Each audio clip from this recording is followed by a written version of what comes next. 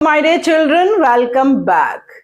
Retail trade में हम small scale retailers का टॉपिक कंटिन्यू कर रहे हैं। स्मॉल स्केल रिटेलर्स में हमने लास्ट टॉपिक में पढ़ा था कि मोबाइल रिटेलर्स कौन होते हैं, जिन्हें हम इटिनरेंट्स कहते हैं, जिनका प्लेस ऑफ सेलिंग फिक्स नहीं होता है और वो घूम घूम कर सामान को बेचते हैं। लेकिन उनमें भी डिफरेंट कैटेगरीज होती हैं जो सब हमने देख ली हैं। अब हम स्मॉल स्केल रिटेलिंग ही के बारे में पढ़ेंगे, लेकिन आज हम पढ़ेंगे फिक्स्ड शॉप रिटेलर्स के बारे में, जिनकी फिक्स शॉप्स होती हैं। वो घूम घूम कर सामान को नहीं बेचते हैं, लेकिन वो स्मॉल स्केल में डील करते हैं, लो प्राइस्ड आइटम्स बेचते हैं जनरली, और उनका प्लेस ऑफ सेलिंग फिक्स होता है।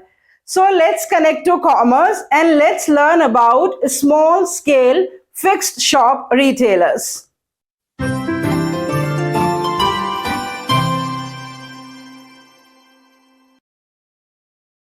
बच्चों, small scale fix shop retailers के कुछ फीचर्स तो मैंने आपको इंट्रोडक्टरी पार्ट में ही बता दिए हैं। नाम से ही पता चल रहा है कि इनकी डीलिंग स्मॉल स्केल में होती है, लार्ज स्केल में डील नहीं करते हैं।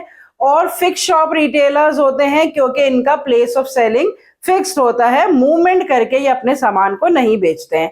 अब इमेजिन करिए जस्ट कि सारा दिन में जो हजारों चीजें हम इस्तेमाल करते हैं ना, डेफिनेटली उसमें से 80% सामान जो है ना, वो हम small scale fix shop retailers से ही खरीदते हैं। सबसे पहले सुबह उठ के वॉशरूम जाते हैं, वहां पर हम अपना मुंह हाथ धोते हैं, ब्रश करते हैं, तो जो टूथपेस्ट है, जो टूथब्रश है, जो टॉयलेट सोप है, शैम्पू है, ये सारा सामान जो हम इस्तेमाल करते हैं वो नॉर्मली हमने जनरल स्टोर से ही खरीदा होता है।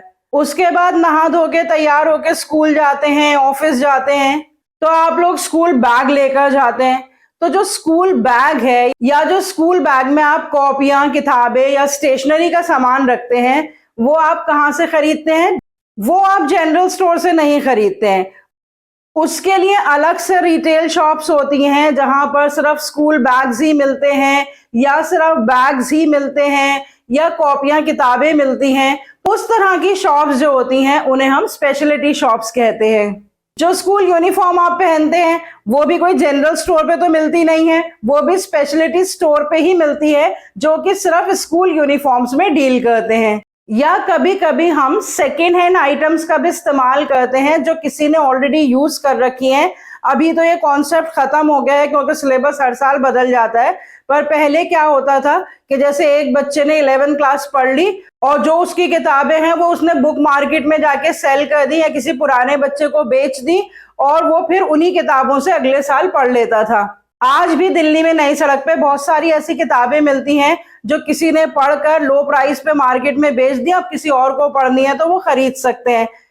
या लोगों को कभी कभी कुछ एंटीक आइटम्स चाहिए होती हैं, तो उसके लिए भी उन्हें स्पेशल टाइप ऑफ शॉप्स पे जाना पड़ता है जिनको कहते हैं सेकेंड हैंड गुड शॉप्स। और कभी कभी हम ऐसी जगहों से सामान खरीदते हैं जो स्ट्रीट के कॉर्नर्स पे स्टॉल्स होते हैं, जैसे कुछ खाने पीने की चीज चाहिए, स्नैक्स चाहिए, मैगजीन्स चाहिए, तो वो हमें फिक्स्ड स्टॉल्स दिखाई देते रहते हैं। रास्ते में कभी हम कहीं जाते हैं तो वहां से भी हम सामान खरीदते हैं। तो जो स्मॉल स्केल रिटेलर्स की कैटेगरी में आते हैं वो स्टॉल ट्रेडर्स भी आते हैं, जो सड़क के किनारे पर स्टॉल्स लगाकर फिक्स प्लेसेस पे सामान बेचते हैं। तो चलिए बच्चों, हम स्पेसिफिकली देख लेते हैं कि जो भी सामान हम रोज खरीदते हैं उसको हम जो स्मॉल स्केल रिटेलर्स से ही खरीदते हैं, लेकिन उनकी कैटेगरी किस तरह से अलग होती है और कितनी तरह के स्मॉल स्केल रिटेलर्स होते हैं जिनके फिक्स प्लेस ऑफ शॉपिंग होता है। सबसे पहले देखिए, यहाँ पे मैंने 4 कैटेगरीज लिख रखी हैं, आप स्क्रीनशॉट ले सकते हैं। ये 4 कैटेगरीज हैं: general stores, speciality stores, second hand good shops and street stalls. Normally जो भी स्मॉल स्केल रिटेलर्स जो फिक्स शॉप्स पे अपने सामान को बेचते हैं वो इन 4 कैटेगरीज में क्लासिफाई किए जा सकते हैं। लेकिन इनमें क्या क्या डिफरेंसेस हैं on the basis of their location, on the basis of the products and the services they are dealing with, on the basis of the varieties they are providing, on the basis of cash sales and credit sales. Now we are going to study specifically the feature of each type of small scale fixed shop retailers. General stores के बारे में बताने की मुझे बहुत ज्यादा जरूरत नहीं है। हर एक रेजिडेंशियल एरिया के पास, हर लोकल मार्केट में जनरल स्टोर्स होते ही होते हैं। जनरल स्टोर्स जो होते हैं, they are located in the local markets and the residential areas. तो लोकेशन के बारे में जनरल स्टोर्स का फीचर क्या है कि हर रेजिडेंशियल एरिया के पास या लोकल मार्केट्स में ये जनरल स्टोर्स होते ही होते हैं। They deal in the variety of the goods of daily use. Daily use का जितना भी सामान है, जैसे मैंने अभी आपको बताया था, शैम्पू है, सोप्स है, टूथब्रश है, टूथपेस्ट है, आटा, दाल, चावल, बिस्किट्स, नमकीन, सॉफ्ट ड्रिंक्स, जो भी सुबह से लेकर शाम तक हम मैक्सिमम सामान इस्तेमाल करते हैं ना, वो हमें जनरल स्टोर पे मिल जाता है। They remain open for long hours. Normally जो जनरल स्टोर्स हैं वो ज्यादा लंबे टाइम के लिए खुलते हैं। जो आपके घर के पास होगा जनरल स्टोर, कभी नोट करना कि सुबह बहुत जल्दी खुल जाता है और रात को देर तक खुला रहता है, ताकि जो भी एरिया के लोग हैं जो वहां पर रह रहे हैं उनको कन्वीनियंटली जब भी सामान चाहिए हो उन्हें आसानी से अवेलेबल हो। कोई कोई तो 24 आवर्स ओपन जनरल स्टोर भी होते हैं कहीं कहीं पर, लेकिन नॉर्मली 12 से 14 घंटे आपको जनरल स्टोर्स खुले हुए मिल जाएंगे और आप अपना डेली यूज का सामान वहां से खरीद सकते हैं। They provide the credit facilities to the regular customers. एक और फायदा क्या होता है कि नॉर्मली जनरल स्टोर से हम सामान खरीदते हैं तो जरूरी नहीं है कि हम उसी टाइम कैश दें। जिस जनरल स्टोर से हम रिपीटेडली सामान खरीदते हैं तो वहां पर हम कभी बिना कैश दिए भी सामान खरीद लेते हैं और बाद में हम उन्हें पैसा देते रहते हैं, क्योंकि हमारी अच्छी जान पहचान हो जाती है उनसे। और कभी कभी वो फ्री होम डिलीवरी सर्विसेज भी प्रोवाइड कर देते हैं। हम सिर्फ फोन पर बता देते हैं या व्हाट्सएप पे बता देते हैं कि ये सारा सामान है, लिस्ट है, इसे भेज दीजिए, तो वो free home delivery service provide करके वो सामान हमारे घर पर भी भेज देते हैं। और यहाँ पे मैंने बहुत ही लिमिटेड एग्जांपल्स लिखे हैं, soft drinks, toiletry products, confectionery, और इसके अलावा बहुत सारे एग्जांपल्स जो आप अपने आप लिख सकते हैं। आपको खुद ही पता है, ब्रेड, बटर, इतना सारा सामान हम नॉर्मली जनरल स्टोर से ही खरीदते हैं, तो एग्जांपल्स तो अनलिमिटेड हैं, उसमें से आप कोई भी एग्जांपल्स लिख सकते हैं। तो जनरल स्टोर्स के लिए आपको कुछ स्पेसिफिक फीचर्स जो हैं वो बस याद करने होंगे कि उनकी लोकेशन कहाँ पर होती है, किस तरह के प्रोडक्ट्स एंड सर्विसेज में वो डील करते हैं, वैरायटी प्रोवाइड करते हैं या नहीं करते हैं, कितनी देर तक वो अपनी शॉप्स को खुला रखते हैं, क्या वो क्रेडिट फैसिलिटी प्रोवाइड करते हैं या नहीं करते हैं। तो इस तरह से पॉइंट्स बनाकर आप जनरल स्टोर्स को एक्सप्लेन कर सकते हैं और उसके बारे में याद कर सकते हैं। Come to the next category, that is the speciality stores.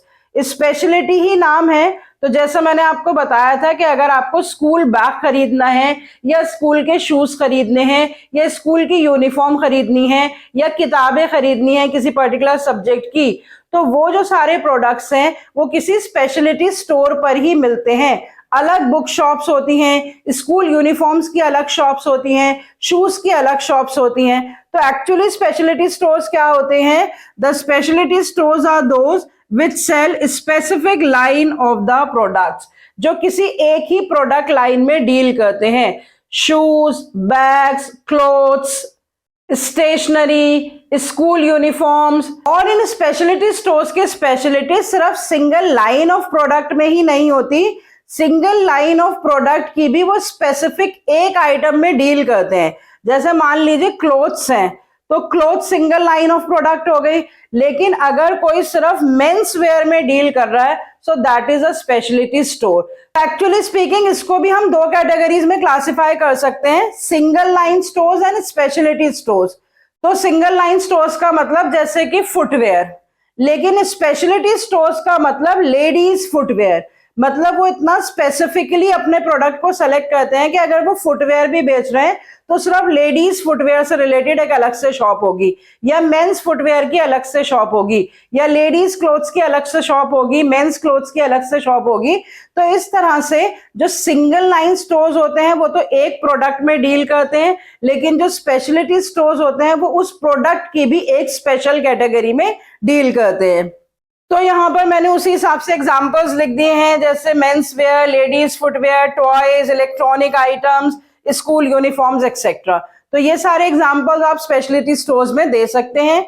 उसके अलावा ये क्रेडिट फैसिलिटीज प्रोवाइड नहीं करते हैं, no credit facilities, they generally sell on the cash basis only. And another feature is that wide choice to the customers, क्योंकि वो एक ही प्रोडक्ट, स्पेशलिटी प्रोडक्ट में डील करते हैं, तो उस प्रोडक्ट की वो अनलिमिटेड वैरायटी अपने पास रखते हैं। जैसे कि मैंने आपको बताया कि मेंस वेयर है, तो मेंस वेयर में हर तरह का साइज, हर तरह का कलर, डिफरेंट ओकेजन्स के लिए, कैजुअल वेयर, पार्टी वेयर, तो इस तरह से वो डिफरेंट डिफरेंट वैरायटीज रख के अपने कस्टमर्स को सेटिस्फाई करते हैं। Come to the next, that is second hand good shop. इसके नाम से ही पता चल रहा है कि जहां पर यूज्ड आइटम्स जो हैं वो बेची जाती हैं, they are called as second hand good shops. और ये आपको कहाँ मिल जाती हैं देखने को? They are located at the street crossings या busy streets in the form of the stalls. तो जहां पे सेकेंड हैंड सामान बेचा जाता है वो बहुत ज्यादा बड़ी बड़ी दुकानें एस्टैब्लिश नहीं होती हैं, नॉर्मली वो स्टॉल्स के फॉर्म में होती है। उनके पास लिमिटेड सा इंफ्रास्ट्रक्चर होता है, टेबल होती है या कोई शेल्फ होता है, इस तरह की जगहों पर वो अपना सामान को बेचते हैं। और किस तरह का सामान बेचते हैं? Books, clothes, automobiles, furniture, house hold items etcetera. अब यहाँ पे ध्यान देना कि जो फर्नीचर है या ऑटोमोबाइल्स है उसके लिए मैं नहीं कह रही हूँ कि वो स्टॉल्स पे बेचते हैं। बुक्स और क्लॉथ्स वगैरह के लिए स्टॉल्स पे बेचे जाते हैं, स्ट्रीट के साइड में स्टॉल्स लगे होते हैं वहां पर बेचे जाते हैं। लेकिन ऑटोमोबाइल्स और फर्नीचर्स वगैरह के लिए प्रॉपर शॉप्स होती हैं जहां पे पुराना फर्नीचर बिकता है, पुरानी गाड़ियां, बाइक्स, कार्स, जिनको हम ट्रू वैल्यू स्टोर्स भी कहते हैं, जहां पर जो उसका ओरिजिनल प्राइस है उससे लेसर वैल्यू पे आपको प्रोडक्ट मिल जाता है और उस प्रोडक्ट को वो थोड़ा सा रेनोवेट करके ठीक ठाक करके बेचते हैं ताकि जो खरीद रहा है उसको भी एक सेटिस्फेक्शन लेवल मिले। उसके अलावा ये जो सेकेंड हैंड गुड शॉप्स होती हैं, they deal in the rare stocks also, like antique items या कोई हिस्टोरिकल प्रोडक्ट्स हैं, और वो लो प्राइसेस पे नहीं बिकते हैं बल्कि वो हायर प्राइसेस पे बिकते हैं। कोई पर्टिकुलर पेंटिंग्स हैं पुरानी या कोई ओल्ड स्टॉक्स हैं जो हिस्टोरिकल आइटम्स हैं जो कहीं पर इस्तेमाल होती थी पहले, कोई एंटीक पीसेस हैं, हैंडीक्राफ्ट्स आइटम्स हैं, तो इस तरह के प्रोडक्ट्स में भी second hand good shops deal करती हैं, लेकिन उनके प्राइसेस लो नहीं होते हैं बल्कि उनके प्राइसेस हाई होते हैं। तो जो कोई पर्टिकुलर टेस्ट के लोग होते हैं जिनको इस तरह का शौक होता है इस तरह की आइटम्स को अपने घर में रखने का, तो वो हैवी प्राइसेस देकर भी इन दुकानों से सामान को खरीदते हैं। Otherwise the prices of most of the products are less. तो सेकेंड हैंड प्रोडक्ट्स हैं डेफिनेटली, तो जो ओरिजिनल प्रोडक्ट की वैल्यू होती है उससे कम वैल्यू पे यहाँ पे प्रोडक्ट्स बिकते हैं, चाहे वो फर्नीचर हो, बुक्स हो, क्लॉथ्स हो या ऑटोमोबाइल्स हो। और अगर आपको याद हो कि जब हमने ऑनलाइन ट्रांजैक्शंस के बारे में सीखा था, B2B, C2C, तो एक particular type of a transaction है जो ऑनलाइन की जाती है C2C, जिसमें OLX पे, eBay पे इस तरह के यूज प्रोडक्ट्स जो हैं एक कस्टमर दूसरे कस्टमर को बेचता है। तो अगर ऑनलाइन ट्रांजैक्शन हो सेकेंड हैंड गुड्स की तो वो कहलाती है C2C कस्टमर ट्रांजैक्शंस।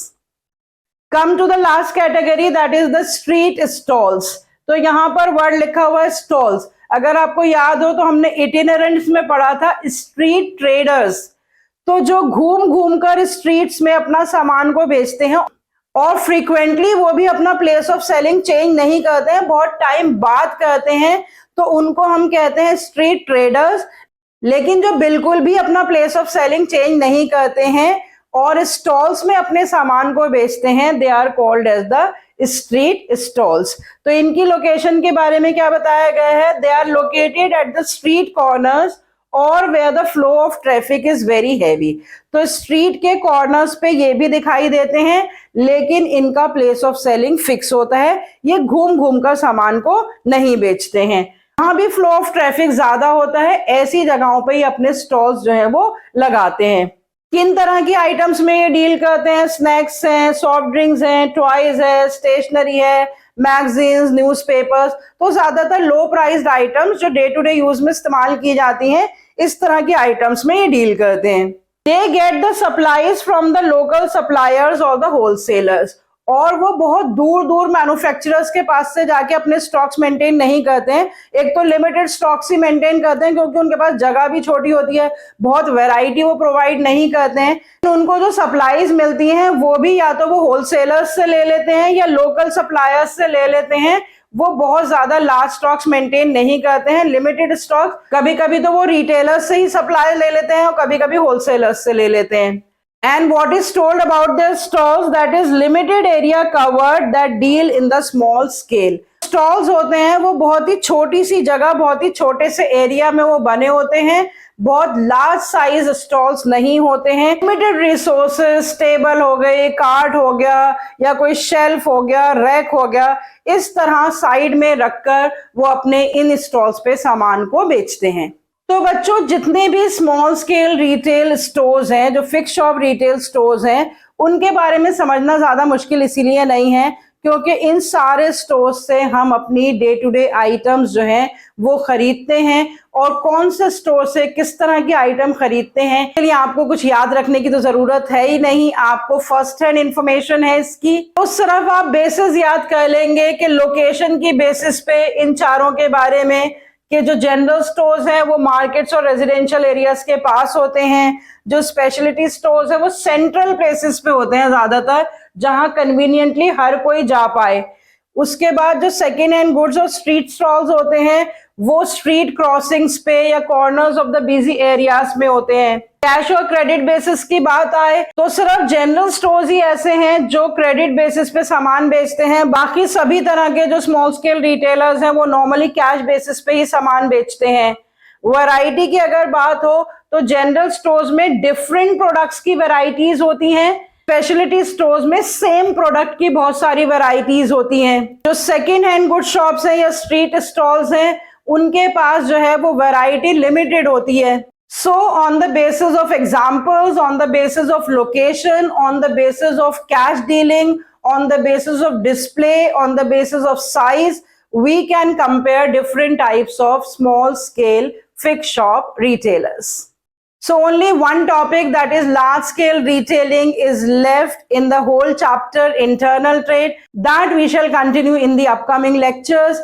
और फिर से मैं आपसे रिक्वेस्ट कर रही हूं कि जो भी पहले की वीडियोस हैं 1 से लेके 8 तक के सारे टॉपिक्स, उनकी प्लेलिस्ट अवेलेबल है, वो सारे वीडियो लेक्चर्स देखते रहिए क्योंकि अब एग्जाम्स आने वाले हैं। तो जैसे ही सारे चैप्टर्स कवर अप हो जाएंगे, हर चैप्टर के MCQs, case studies, sample papers हम डिस्कस करने वाले हैं, जिसके लिए आपको बेसिक अंडरस्टैंडिंग बहुत जरूरी है। So please subscribe to my channel Connect to Commerce and watch all the videos, all the playlists. See you next time with another topic. Till then, goodbye, stay healthy and connected.